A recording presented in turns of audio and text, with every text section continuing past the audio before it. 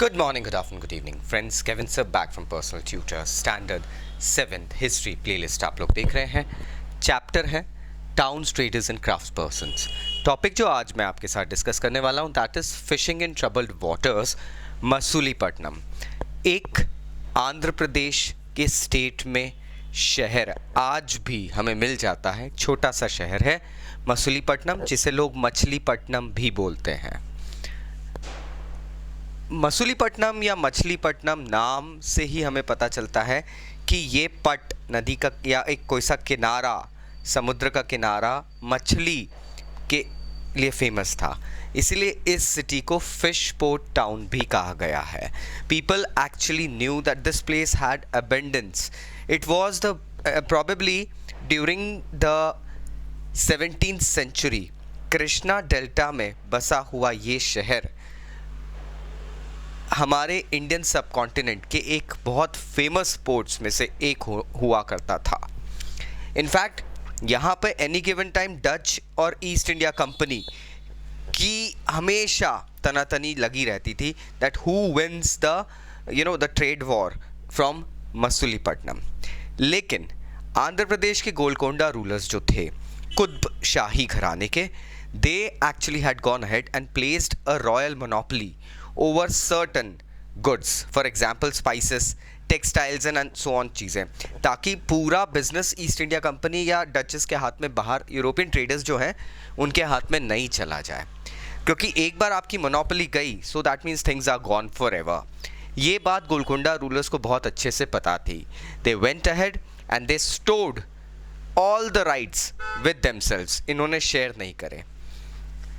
अब एक कॉन्स्टेंट, क्योंकि आपने राइट शेयर नहीं करे हैं तो सबको हक था वहाँ पे बिजनेस करने का. नाउ इस चक्कर में Golconda nobles, Persian merchants, Telugu Chetty tribe के जो कास्ट के लोग होते हैं, मर्चेंट्स वगैरह, एंड यूरोपियंस जिसमें डच और ईस्ट इंडिया कंपनी वाले आते हैं, इन लोगों की लगातार घमासान मची रहती थी यहाँ पे बिजनेस करने की. क्योंकि जो जितना ज़्यादा बिजनेस करेगा उसका उतना प्रॉफिट होगा. And for this very reason the business war, the business rivalry was on. In fact, 1686-87 में with the advent of Mughals were actually looking forward to take over the sultanates, take over area and then offer sultanates. Aurangzeb ने एक governor इस area में भेजा जिसका नाम था मीर जुमला. उसका मेन काम ये था कि डच और अंग्रेज़ों को यहाँ से बाहर निकालना. And finally he did it as well. And 1686-87 के बीच में Masulipatnam was taken over by the Mughals. Now, Britishers की एक बहुत पॉलिसी, क्लियर पॉलिसी रही है. If your port town does not have the connection with the trading centers or the raw material suppliers or material suppliers, you can abandon it. You can actually go ahead and raise up another port town. और तो और उस port town का political, administration और commercial right भी आप ही ले सकते हो. इस चक्कर में ब्रिटिशर्स ने, ईस्ट इंडिया कंपनी ने ये करा, मसूलीपट्टनम को पूरे तरीके से त्याग दिया. मसूलीपट्टनम की जगह वो लोग पहुंचते हैं बॉम्बे, कैलकाटा एंड मद्रास. इनके अलग अलग ये नाम उस एरा में चलते थे. अभी मुंबई, कोलकाता और चेन्नई.